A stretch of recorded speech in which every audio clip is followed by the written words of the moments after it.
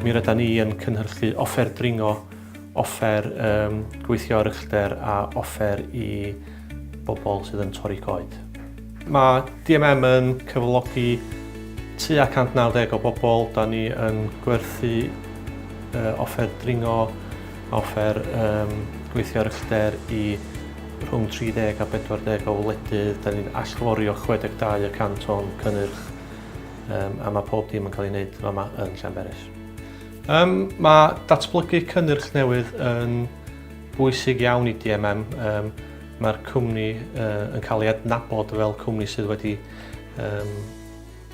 dylunio a dod â syniadau newydd i'r byd dringo dros y blynyddoedd diwethaf.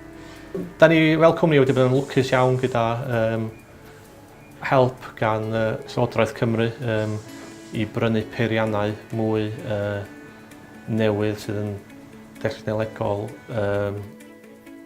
symud ni ymlaen. Da ni hefyd wedi cael arbenigwyr rownd y ffactri yn helpu ac yn asesu sut da ni'n gwneud pethau ac yn rhoi cymorth I ni am sut I symud ymlaen efo ffyrdd gwahanol o fod fwy effeithiol. Dwi'n gobeithio fydda ni'n cario ymlaen efo'n partneriaeth gyda Llywodraeth Cymru. Mae hyd yma wedi bod yn gret I ni fel busnes na'n di tyfu, symud ymlaen a cario ymlaen yr un ffordd gobeithio.